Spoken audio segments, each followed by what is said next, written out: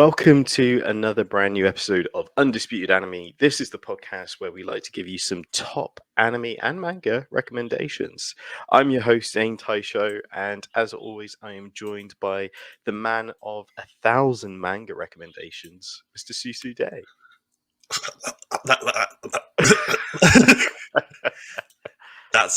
I would argue that I'd be hard pressed to tell you 1,000 manga that I recommend.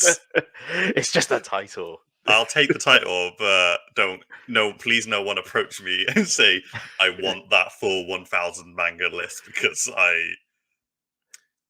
Should we drop a zero and say 100? I could definitely recommend 100. 100, I reckon. Yeah, absolutely 100. Yeah. How are you, Zane? I'm good, thank you. Yeah, I finally got round to watching Blue Lock.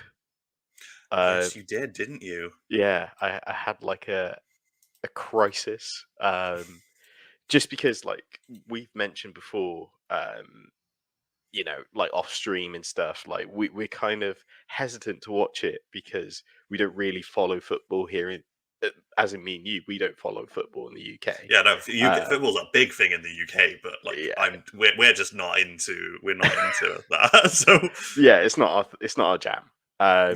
So when there's an anime about football, we're kind of like, but I kept an open mind. I knuckled down, watched it, and after the first episode, I was like, oh my god, I'm in. I need to watch this more. Like, this is so good. Well, I think that there's just something inherently good, and I don't know why it is, about sports animes, because I've got no interest in like competitive swimming. I've got no interest in figure skating. I've got no interest in like volleyball. But then you put it into an anime, and it just all of a sudden becomes so entertaining to watch. And I think it's probably because like I think that what sports anime do very well is the camaraderie between the characters. Like you see a team come together, and like you see everyone in that team's very different, and they've all got, especially when they've got very like complex like character relations. Yeah. So so hearing you say that about Blue Lock, I'm still hesitant to pick it up, but it's less so now because I'm like, oh well, I'm not really into football because I like I just said, I'm not really into sports in general. I'm more hesitant to pick it up because I'm so terrified that I'm gonna end up like loving it so much. And I you know me, like I love watching anime, but I struggle on the best of weeks to commit. Yeah, so I know. Watching multiple series, and the last thing I need is to get obsessed, like really like hyper focused on a sports anime right now. Yeah, I know. It's just to give you an idea for the first episode. The main character, his team, his school team, whatever, they lose like some sort of semi-finals and stuff, and the whole team is like crying. They were like, "We came so far. We're a great team. We can do this again." But at the back of his head, he's like, "I shouldn't have passed the ball to that guy. If I didn't pass the ball to that guy, he would never have missed. I wouldn't have missed that shot, if you know what I mean." And it's this kind of it's the doubt that kind of spins into ego. So the whole idea is that Japan wants a under-20s like World Cup quality team, a team that could win the World Cup essentially. The guy who's put this program together, the Blue Lock program sort of thing, training camp, the whole it's like 300 strikers, and he's trying to push them into using their ego to push them even further, because they're all like, it's about teamwork, it's about, working with your best friends and stuff. And he's like, no, it isn't. It's about ego, and it's about scoring goals. And it's kind of like, it's this weird sort of like, I don't know, mental chess game of pushing the players to, What a Chad. No, right? So yeah, and then they do this whole sort of battle royale thing, with a timer of playing like tag, but with a football. it's incredible to watch. That's all I can say. That's phenomenal. Please no. Please no. Please don't be good. Yeah, that's what my thoughts were going in. I was like, oh, I don't want this to be great, but I could feel myself being won over. So yeah, Classic. real odd one. Today's episode, we're going to talk about One Piece Red, the movie. Something I've been looking forward to for a very long time. Same. Mm. It came as quite the shock because I know that we've been trying to make a lot of effort to go and see these movies when they've been made available in the Hmm. UK at various cinemas. Came as a big shock to us because it was very, very suddenly. Oh, hey, by the way, this movie is showing at your local cinema. It Like is, yeah, less than a week prior to it. It's like, yeah, oh, well, okay, we got to get something together. So yeah. Let's band together and get this in our eyeballs. yeah, Yeah. So we'll be talking about that. Just before we go into some anime news, we got a word from today's sponsor, Surfshark VPN. Now, before we get on with the rest of the news, I'd like to say a big thank you to this episode's sponsor, Surfshark VPN, which you can get 83% off and 3 months free if you go to surfshark.deals/undisputedanime and enter in the promo code undisputedanime, all one word. Surfshark VPN lets you trick your device into thinking it's in a different country, which opens up a whole world of content libraries. If you're in the UK, you could watch Japan Netflix, which will give you a far bigger selection of animes. If you're outside the UK, you could watch BBC iPlayer. And if you're in the US, you can finally get access back to the old WWE network.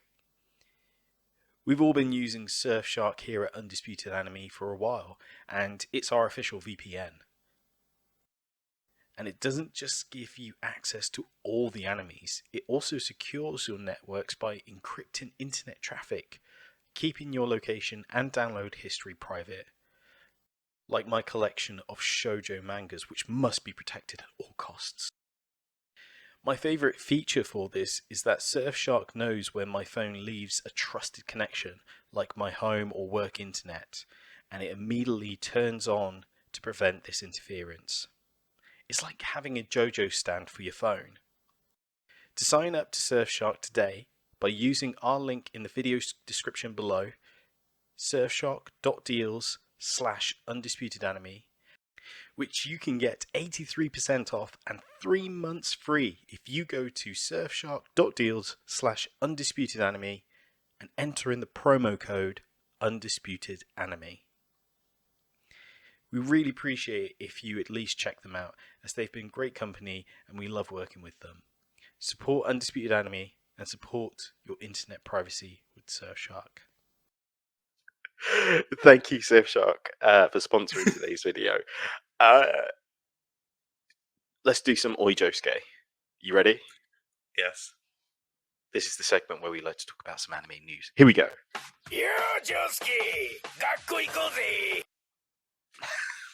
You know, there's just something about you doing the voice clip with your own voice, which has such charm to it. But I will take the sound clip. It always puts a smile on my face when I hear it. Starting things off,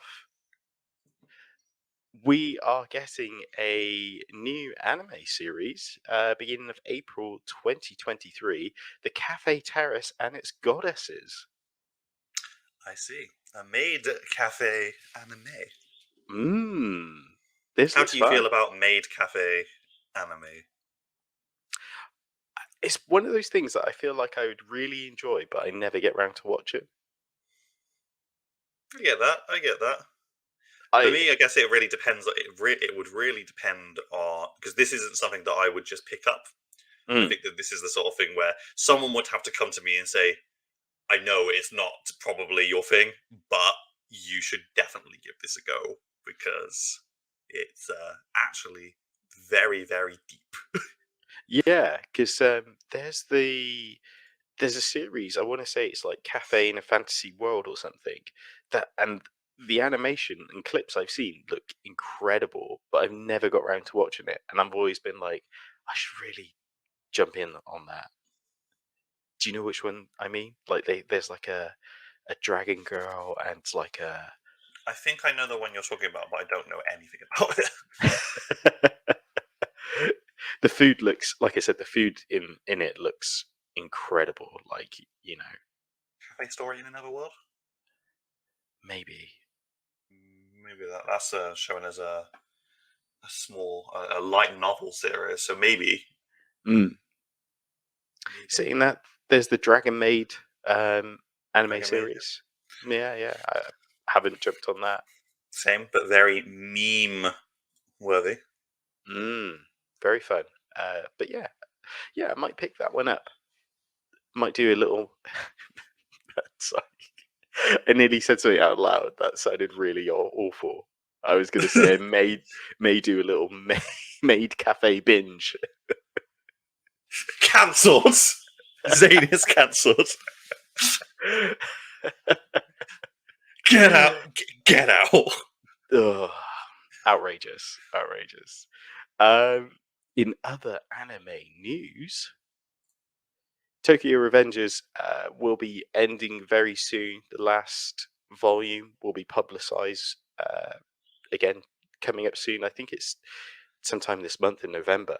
But there will be a spin-off series called Tokyo Revengers Extra, which will start next week in Weekly Shonen Magazine. How do you feel about these sort of spin-off extras? I feel there's a big part of me that's like, if there are characters in a manga which are really robustly developed and are very popular, Yeah. but the story itself doesn't naturally give way to allow the author to dive deeper into that character. Mm-hmm. I think these side stories are really good. We're obviously seeing that like hugely popular with Sasuke at the moment. Obviously, Sasuke is a very popular Naruto character, and we're finally getting like a manga which is focused around him. Mm-hmm. So I think that there is a space for them, but I think that like there is a point where it's like it also becomes like, okay, like when do you lay the property to rest? It's kind of like I know that I think that that's just the part of me that's kind of like hates it when like things become about money. And like when something is really popular, it's like, okay, we're gonna try and get as much. We're gonna keep beating this dead horse until it stops coughing up money. Yeah. So I know it's exactly what you mean. We'll keep making them until we have a flop. So yeah. I'm not up to date on Tokyo Revengers, I have to admit, but I really enjoyed the first season of the anime. I'm looking forward to the second season. So yeah, it'd be interesting to see what the author has left to say.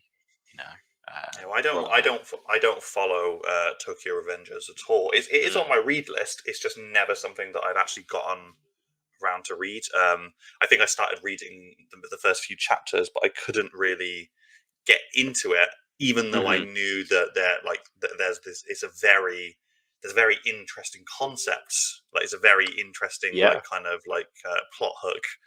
I just couldn't keep reading it. It wasn't interesting me right away, and it feels like it's the sort of thing that's like kind of you've really got to grind through the first like 10 to 50 chapters in order to get like really engrossed in it. I mean, other people could argue like that might not be the case. That's just how it seemed to me. So. I see. Yeah, I guess it's one of those things as well, isn't it? Like time travel can be so hard to read.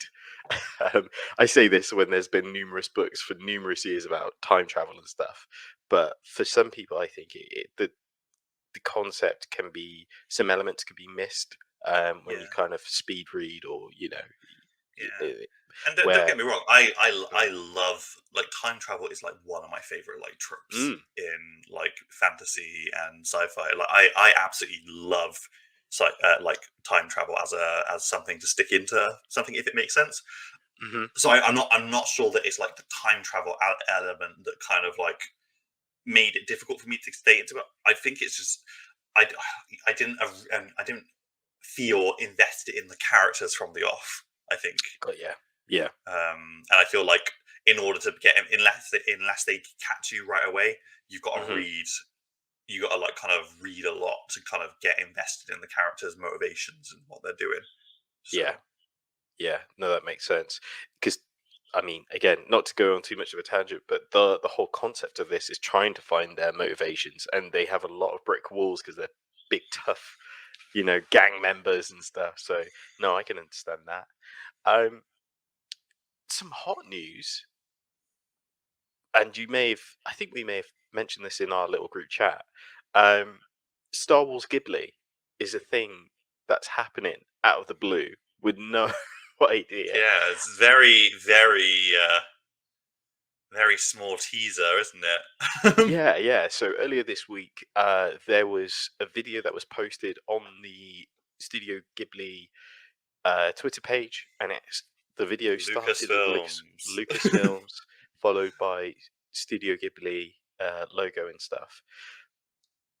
A post is out there on social media now. This is reported by Senpai sources. Studio Ghibli X Star Wars anime short will be released tomorrow. And there's a picture of baby Grogu with some dust. They're It's not called dust bunnies. Grogu and the Dust Bunnies. That's what it's Yeah, actually. there you go. I think that's what it translates into. Oh my goodness! So the short will be released tomorrow on Disney Plus. We're recording this on a Saturday, the 12th of November. So So it's by the actually time released today. Oh, is it released today? Wow. That's what it says. I'm on the Disney Plus Twitter feed. It says November 12th. So, Fantastic. So saying that though, it depends on whether they're dropping it globally or whether they're dropping it. If it's being dropped in the same way that Bleach is being dropped, it'll be at like it would already be out actually because it would come out at midnight. Yeah. I suppose it really depends on when it's launching in Japan, doesn't it? Because I I find it guess. hard to believe that it might not even be a simulcast like sort of thing. It might not be you were releasing everywhere at the same time. You keep talking about it. I'm just I'm gonna have a quick look on Disney Plus and see what's up. This is exciting because also really random. Like we had speculated that maybe this would be like some sort of Star Wars Visions or something of that caliber. Maybe that they would do an episode for Star Wars Visions season 2 because we know that was coming up. But the fact like there's this little Star Wars short that's been produced by Ghibli is incredible. Like for years, a lot of fans have always it's on Disney Plus. It's ready to Let go. me just Ready to roll. yeah.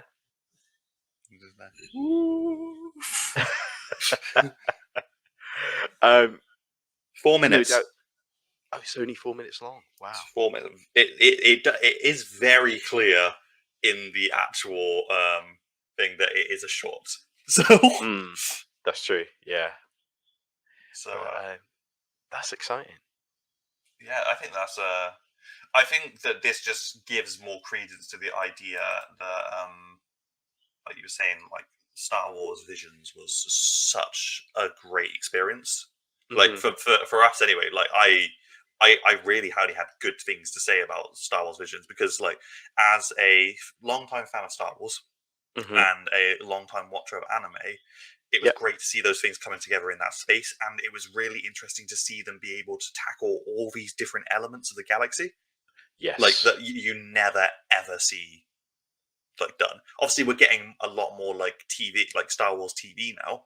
So we're starting to see stuff like Andor, which is obviously I believe that I haven't watched it yet, but I believe there's a lot more like kind of like regular citizenry going on. Yes, in it. It's very on the grounds. Yeah. There's a lot of like stories now being told which don't focus on the main light versus dark Republic, stuff going on. Jedi. Yeah, Jedi and Sith. So it's cool. I I really, even now, I'm still waiting for them to say, "Hey, season 2, Star Wars Vision," or for them to just come out and say, "Because this was so popular, we're going to actually make a 12 episode like series Yeah. about this particular story," because there were so many stories on there. Like I can't even remember the title. There were so many stories in Star Wars Vision where I was like, I would love to see where this story goes now. Yeah. Yeah, I think there's one called The Ninth Jedi, which was That one was the one where they went to the space station with, and it's Yeah. like it turns out that like half of them are there because they're bad guys. yeah, with the clear kyber crystal and stuff. That was amazing. It was such a good episode. The Brother and Sister by Trigger was amazing. Yeah, the one where I think it was called The Apprentice, where they they go touch down on that like very old like feudal planet, Yes. and they find the Sith, and like the Master fights like the Yes. Sith Lord. Like so good.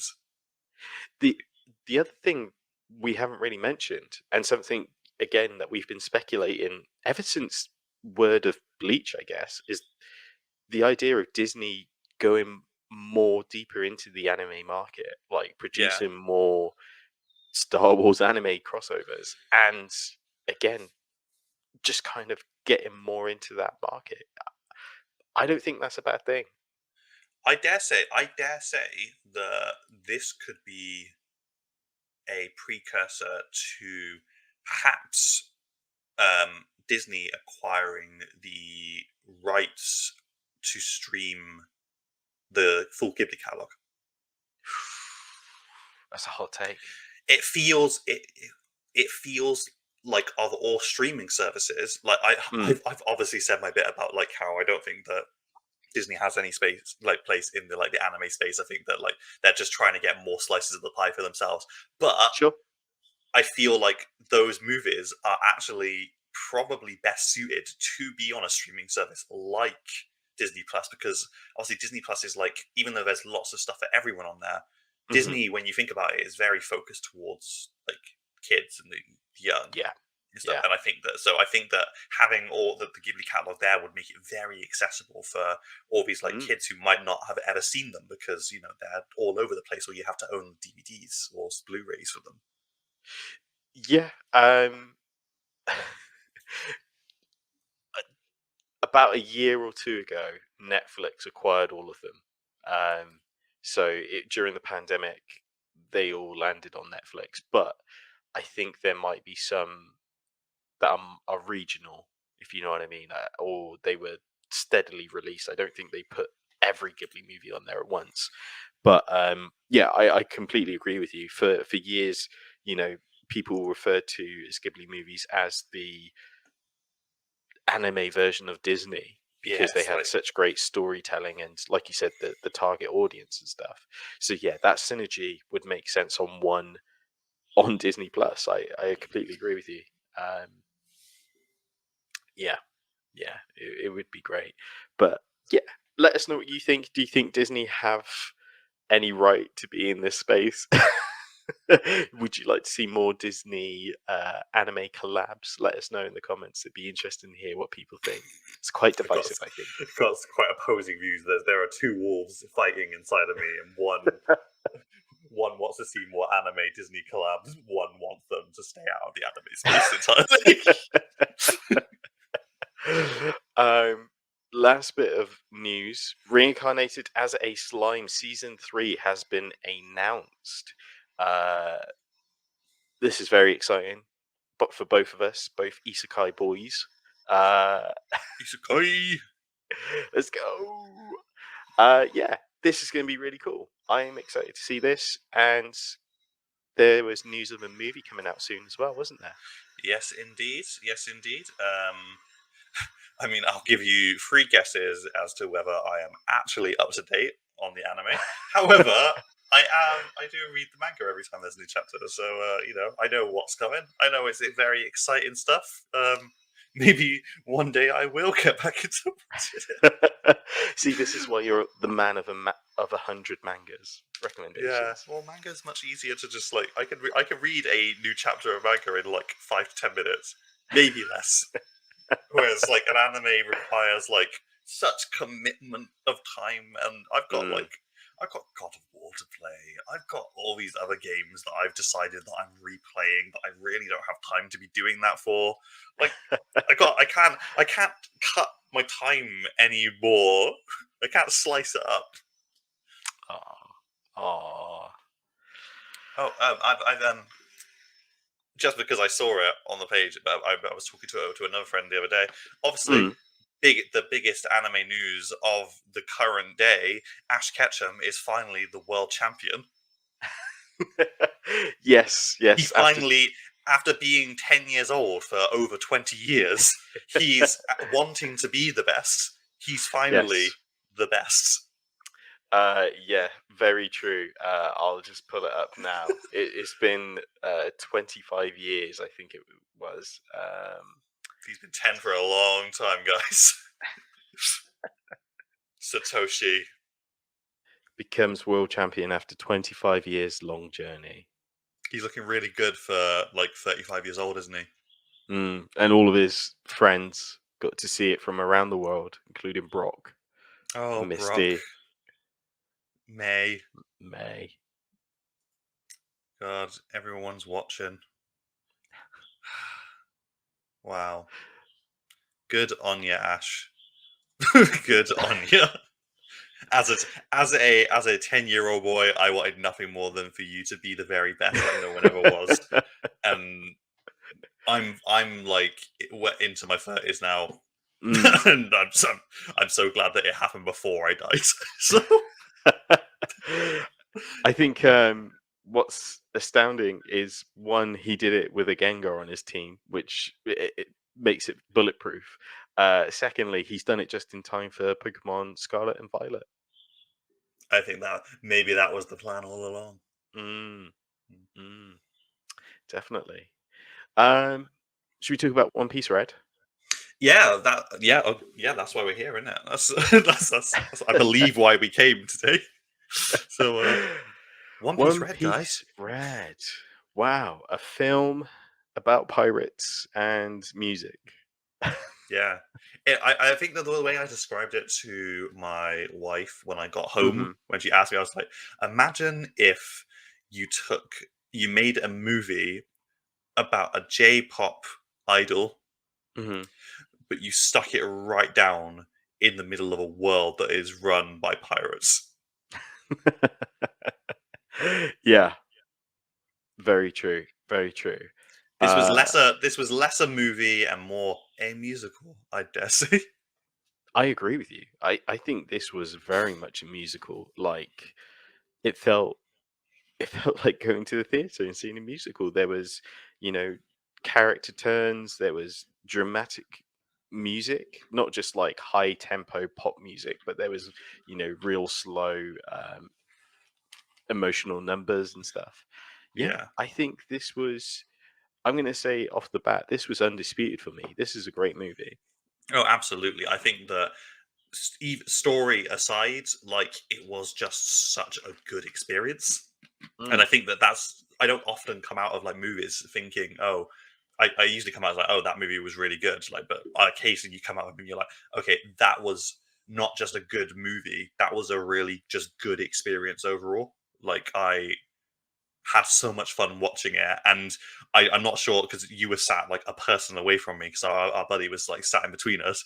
But like I every time a song came on, I could feel him tapping away to the beat, and I would start tapping away to the beat and stuff like that. And I was like, this is like so fun.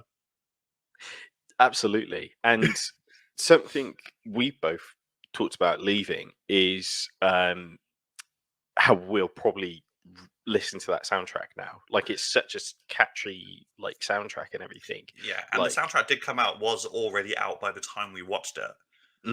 Yeah, but I think both of us decided no, we'll watch it first because then we'll be able to associate the music better with images in our head of what happens. Yeah, I definitely wanted to experience it through the movie before listening to the album. But yeah, this movie's 1 hour 55 minutes long. It's had some really great ratings across the board. So, for example, it's averaging a score of 81% here on AniList. On Rotten Tomatoes, 92% score and a 95 audience score, which is amazing. Pretty spectacular. Yeah, I think that mostly what I've seen is that the movie's done really well, and Mm. the reviews that haven't liked it are the ones who have been like, this is too much music. Like, there's not enough. That this is too. There's too much singing in this. Yeah, yeah, which is a real interesting argument because when I went to New York Comic Con and I sat in on the panel with the producers and the execs and such, they said that they made a real conscious effort to scale back the combat and the fighting, and they really wanted it to be about the music and about Utah and everything else. And I think they So, did a really great job with that. To be mm, fair, like I think that for something that's been going on as long as One Piece, like yeah. obviously they could have released a movie that was all combat and it probably would have still done great. But I think it's really cool that they're out there like trying like new stuff. Like, Mm, because like ah, One Piece is such a diverse world, and like devil fruit powers are so diverse. yeah, Like, so to have a movie like this was like great. Like, it was so fun. it was really good. Should we talk about some of the characters? Yeah, is just so I'm aware. Don't we usually discuss this prior to the episode? But is this a spoiler-free episode, or is this are we touching on some spoilers today? We're talking spoilers. We're talking spoilers. Yeah. Okay, this is your spoiler warning, listeners. Um, if you don't want to know what happens in this movie, Hmm. you should go away and watch it, and Yeah. then come back, Oh, hello. resume. So now you've seen One Piece Red. Mhm. Welcome back. What did you have? Did you have popcorn or sweets? Yeah. So One Piece Red. I really like this, and this movie is a real tease when it comes to Shanks. Oh yeah, it's like Shanks is like literally the biggest character other than Luffy that is shown in any promotion for this movie. Hmm. But he plays such a indirect role for the majority of the movie. Yes. Is Yeah. stuff, and I didn't hate that. No. I didn't No. I didn't come out of it feeling cheated. No. No. This feels like Oda's hand, if you know what I mean. Like he's going to tease you so much with the prospect of seeing and knowing more Yeah, about Shanks, and then he's like, and that's enough. This is as yeah. much as you get. And on the subject of Shanks, I also like I'm also a big fan of how they continue the trend of you we're not gonna let Luffy meet Shanks, because Yeah. that's gonna be a very key story moment, and it's Hmm. not for now. That's not happening in this movie. Like, Yeah. and I'm happy that they kept it that way, because like there were so many parallels with them where Yeah. it showed them in the same space, but the movie plot was set out so well that they never encountered each other face to face. And Mm. when they did, one of them wasn't aware it was happening. Yeah, absolutely.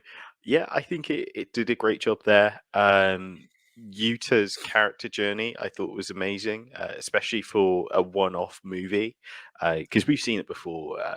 With, for example, My Hero Academia with Melissa. I think Naruto movies. yes, we get introduced to this character and they have like a whole character journey, and that's it. We'll never see them again. With Yuta, I guess they ingrained her quite well into the whole backstory of Luffy's childhood and everything. Yeah. Um, And it works right. really well. It works really well for having a relation to Luffy, because Luffy has canonically shown that he doesn't think about things properly. Yeah. So Yeah. as a result, like it's not out of character for him to be all like, "Oh yeah, I used to be hanging around with this girl like all the time when I was like before I was a pirate. Like I just didn't think about it. It didn't even cross my mind to tell you that I knew that this person that we're going to this like Mm, concert for. yeah, exactly. Um, I guess something this movie clears up as well is like all the promotional material talks about how Yuta is Shank's daughter. She has red hair, well, partly red hair and stuff. But they right at the end of this movie, there's that sequence where Shanks and the pirates are quite young, him and his crew. He opens a treasure chest and there's a baby inside with all the gold Yeah, and stuff. because they had just robbed another pirate crew Yeah. and stuff, and they obviously find Yuta as a baby, and then she starts crying, and Shanks starts singing to her, and she stops crying, and then we get a lovely like kind of montage of her growing up. Yeah. Yeah. And you throughout you get to see that journey really, don't you? Like why singing's such a big part, why Shanks is a big part of her life, of course, being her Yeah, adopted why she? father, Yeah, and everything else. So yeah, really interesting. I did Um also I really liked the moment, like on the familial notes. I really liked the moment where towards the end of the movie, where obviously the world governments come for the navy's come for her, and yeah. Shanks and his crew are like there surrounding her because she can obviously no longer like do anything, and they're like, "We won't let you touch our daughter." Like, and so it's very clear that Yeah. even though she considers like Shanks her father, like the crew itself considers her their daughter. It's not y- just like Shanks's thing that they've gone along with. Absolutely, yeah. That was really cool. Just to kind of play off what you mentioned earlier about them never really crossing paths, the other synergy that happened was Usopp and his father um, Absolutely, never really crossed paths, but again, we get to see Usopp do more. I guess this movie, in an odd way, kind of takes the crew off the board for a moment, doesn't it? Like there's a yeah, whole section of this movie where the Straw Hats are taken off the board, but they come back when it comes down to when they're needed. yeah. Again, I don't think that's too wild to consider, like compared to other movies in this genre, like again, My Hero and stuff. Yeah, I think we discussed this like after the fact. We compared One Piece Red to Stampede, Yes. and I think we both came to the agreement that like Stampede was good, but it felt very. We need to get everyone we can into this movie. Like every single notable pirate needs to be in this movie. Whereas Hmm. in One Piece Red, there was still a little bit of that, but it was less that we have to get everyone in. It's like, okay, we're gonna have some key faces from every important every crew of note, every like group of note, they're gonna have a place in this movie. So you obviously see like Kobe and Law. Law, you see Bartolomeo, you see some of Big Mom's crew in Yeah. there. Um there's a lot of like different faces showing up where it's but obviously in the end everyone's forced to kind of work together. Hmm. um I like that they didn't try and force any more people into it. I think that the characters they did choose Yeah. were great for the situation. Yeah. I'm glad that they Law has obviously proven to be a fan favorite character. Yeah. So Yeah. he kind of like makes the most sense being in any situation. I think because he's very like he's obviously looking for like ancient history in the same way that like Nico is. Um, so he doesn't feel like forced in. But if like Kid had been there, or if any of the other worst generation had been there, I'd be like, oh, okay, this doesn't feel quite as good. I don't think. Twists and turns. Um, just to add on your point about comparing it to Stampede, I'm not. I'm going to expose myself really here. I'm not up to date with One Piece. I don't really watch or read the manga, so when it came to Stampede, it felt very Overwhelming, I imagine. yeah, yeah, overwhelming. Like I had no idea who half the crew were. I had no idea anything around it. besides, of course, the One Piece. Like there was a map to the One Piece and whatnot, but that was about it. I had no idea why Luffy could fly when he had that jacked form, which I'm guessing is like Haki 4 or something. But yeah, I had no idea when it came to that. With this was so open. Like I didn't need to know anything more than what was portrayed to me. And I think this is a great movie for anyone who isn't into One Piece. Even though, Yeah, so I just, because what you're saying is completely right. I did see on Rotten Tomatoes there is a review, there is a bit on there that says that they don't think it's a good entry point to the series. oh no, I wouldn't think that either. Like I think I've seen 10 episodes of One Piece, and I get it. I get what was going on. But anyone who hasn't seen any episodes, yeah, I can imagine. It's not a good point. One of our friends told us that there's an episode in the anime that completely links to this, and it's a much more cohesive story. Yeah, I think he was talking about the anime. He said said that the animation in the episode was better than the animation in the movie. I find that difficult to believe. I mean, I'm not gonna doubt him if that, because he's seen them, but he's seen them both, and he actually religiously watches the anime. That's true. I mean, but when he said that, I did put it down to maybe it's one of those situations by which the One Piece anime probably is so well funded now, and they've got like their process like down like so well, like, and it's obviously shorter episodes. Yeah. So I imagine they can pack much more quality into those individual episodes, because it doesn't have to be scaled up for like the big screen or anything like that. That's true. Yeah, that's what I thought as well. It doesn't have to be scaled up to IMAX. Do you want to talk about the biggest spoiler in this movie? Well, I think that before we do that, we should so the character journey in this, because this is a spoiler cast, and we kind of like just jumped into talking about like XYZ points of the movie in no real order, but the movie starts at a concert, and Luffy and the gang have gone to this concert because Yuta is a world famous like idol, but she's never been seen in person because she's always like streamed everything, which is very relevant for this day and age. It is, isn't it? And obviously, this is the first time that she's been shown, and it shows that people have come from all over the world to see this show. And it's a spectacle. It is like it is everything anyone could have imagined. Like in this whole, every single musical number that she does is just so wonderfully animated and entertaining to watch. But obviously, throughout this, Luffy approaches her on the stage, and you find out that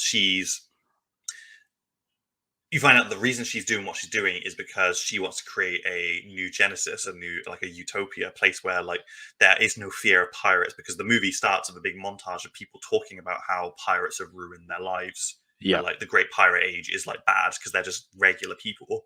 And it becomes clear very quickly that Yuta has a problem with pirates now, which obviously strikes you as a bit weird when you're going to, because you're like, okay, you like as a viewer, you know, and that Luffy knows Yuta is Shanks's daughter. Yep.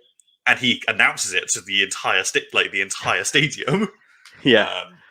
And then pirates come, then try and kidnap her because they think that she's Shanks's daughter, and she fights them all off. Like she's super strong. She can't be beaten. She imprisons these pirates. She goes back to the show. She then starts having interactions with the crowd and with Luffy's crew, saying, you know, just stay here and listen to me forever. Like it'll be good. You'll never be hungry again. You'll always have fun. And then Luffy's like, no, I've had enough now. I'm gonna go back to the ship. And after this point, you find out that Uta's motivations are actually a little darker, and that even though they're coming from the right place, what she's wanting to do is she's wanting to like create this world with like no pirates, no navy, where people can just live free and happy. Peacefully. And skip forward a bit. Obviously, there's a lot of there's some more fights, but the Straw Hat who gets captured. Skip forward a bit. We find out that Yuta's power as it is confirmed that she has a devil fruit power, and it's confirmed that she's the owner of the Sing Sing fruit, and which, surprise, surprise, and you find out that the Sing Sing fruit causes people to who hear her singing to enter a dream world, and you find out that all this stuff that's happening is actually happening on this abandoned, ruined island, and everyone who went to visit her is asleep. Yeah. And she's so strong because this is all happening in her dream space. But she's still awake because her plan is that she is going to draw everyone in the world that she can, because she's got these like hologram snails or whatever. I can't remember what they're called. Yeah, that projects the stream. Yeah, so she's streaming sent the whole concept. She's sent these snails out to everywhere in the world, so that everyone in the world is seeing this thing, and everyone who's hearing it, even if it's not in person, is falling asleep. So like 60 or 70% of the world is asleep during this movie. And yeah, you find out that she's still awake, and that her plan is to bring everyone into this world that she can, and then die, so that they'll be trapped in that world forever. Yes. Yeah, that was biggest. That was obviously the biggest twist for us.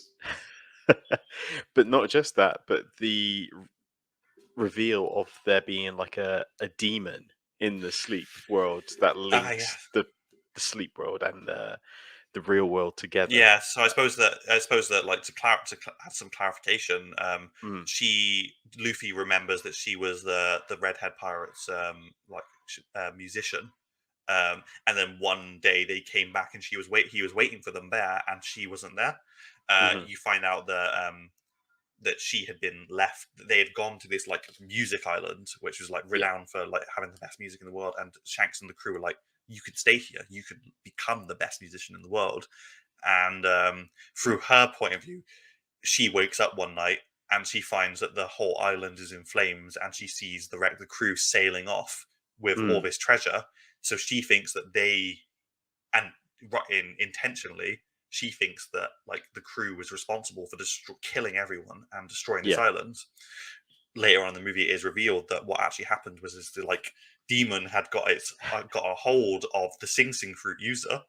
Yes. And had manifested, and she had actually been responsible for the island getting destroyed. But Shanks and the crew had said, "Tell her it was us. Tell the Navy it was us, because she won't be able to cope with the knowledge that she was responsible for this." Yeah. So and then apparently in her later years she found out anyway, and then decided just before she did the stream. Well, that's the thing. I don't think that the plan was ever for it to go as far as it did. I think that as it's explained by Sanji when he's finally getting back involved, throughout the movie you see her eating these like mushrooms in the waking world, and you find out that these mushrooms are called like wake up shrooms, and if you eat one, it makes you so you don't need to sleep. But if you continue to eat them, you just continue, because she's using her devil fruit power, she's continually losing her power. Like she's continually getting weaker and weaker, and you see that through the movie. And also it causes you to become violent and more erratic. So you see that in her. She starts off as very innocent, but she starts having these very unhinged, like violent outbursts. Yeah, due to the lack of sleep and such. Yeah, and then because of that, it gets to this point where the demon gets its claws back in her and manifests again. Because I don't think it was ever her intent to actually summon it. I think that it just happened as a result of she in the real world. Yeah, so in the real world, the Navy arrives, and the Navy was like, we need to do something here, and they started killing citizens, because she was control. It's probably worth being clear that while everyone's in her dream world, Yuta has control of their bodies in the real world. Yes, and she's using all the citizens there, like the regular people, to fight off the Navy or keep them at bay, so that she can get control of them as well. But when the Navy starts retaliating with force and shooting people, she has like an absolute mental break, and Mm. it's at that point that the demon gets summoned, Yeah. and then that just spirals out of control more and more, and you find out that Absolutely. the demon, once the demon gets so strong, it will manifest in the real and the waking world. Yeah. So the waking world and the sleeping dreaming world, and it can only be defeated if attacked simultaneously in both places. Yes. Which is when, possibly the best fight scene in One Piece happens, which is the Straw Hat crew and I don't know what they're called, the Shanks XYZ crew. pirates. Yeah. Uh, Yeah, the redhead pirates. Redhead Yeah. crew simultaneously attack parts of the demon to weaken it, and then Luffy and Shanks deliver the final blow. The killing blow, and we get the because throughout the whole movie, I was like, I know that this form shows up in this movie, but where is it going to show up? It's getting pretty close to the end of the movie, and you do get like the new gear form teased very like in a very small way in the final attack. It's a very, if you blink you'll miss it, but yeah, I literally sat up in my seat when I saw it because I was like, is that the Joy Boy form? Like the form that blew up the internet that one weekend. Yeah. Like, Because all I'd the known that there was clouds and stuff. there had been some controversy because I think that the form had shown up in the movie as briefly as it had prior to it being fully revealed in the manga. So I think that there were a lot of people who were unhappy about that, or maybe it wasn't that it was before it was revealed, but maybe it's because the form hasn't had as much like page time yet. So Sure. people are like, oh, it's already shown up in the movie. Like, what the hell? Yeah, it's already been animated and everything. Yeah, the Joy Boy form. Like, wow, crazy. But we see it in such a limited way. Like, it's kind of just used as an extension of his later forms, isn't it? It's like in that final attack, he's using so much power that he assumes that form, but he's still attacking in the same way. He doesn't use any of its new abilities. I think it's just like, I think it was just used to highlight that, okay, this is exactly how strong he is at this moment, that he's entered this form briefly. Yeah, for an absolute minute. Yeah, great, interesting. I really like this movie. It's probably my favorite One Piece movies that I've seen so far out of 2. Yeah. I also really enjoyed it. I like how, because they kept Shanks and Luffy separate, I think that it fits in. I haven't heard it said officially, but it feels to me like this movie is to be considered as canon. Yes. In a very limited way, especially because it is implied that at the end of the movie, because of her actions and because she overused her powers and she was like on these shrooms, that Yuta actually does like pass away at the end of the movie. Yeah. But it's never shown on screen. You just kind of see the redhead crew sailing off, and they all seem to be like kind of like upset. So it's assumed that she has passed away. So I think that keeps it very like the canon. Don't they stand around a coffin as well? I'm not sure if I saw a coffin, but they were standing around something. Yeah. And stuff. Yeah. And I think that because Yuta's taken off the table, Mm. you'll know as a viewer, you'll know that you're not left with the like, okay, so where is she in the world now? Yes. Yeah. Like, why is Luffy not trying to find her? And Luffy knows that she's gone. Yeah. I think that that's also implied. I think it was done very well, and I wouldn't be surprised if we got very small mentions of it in the manga. Yes. Yeah. Maybe when Shanks does encounter Luffy again, maybe it'll get mentioned. Who can say? Oda. But yeah, Oda can say. only Oda knows. Only Oda knows. Yeah. That's our review. Let us know It was your great. thoughts. It was great. It's fantastic. Let us know your thoughts in the comments. In the comments down below. If you're listening to this on your favorite podcast platform, make sure to give it a star rating. If you're watching this on YouTube, hit that like, share, and subscribe. Mr. Susu Day, any final words before we close out the show?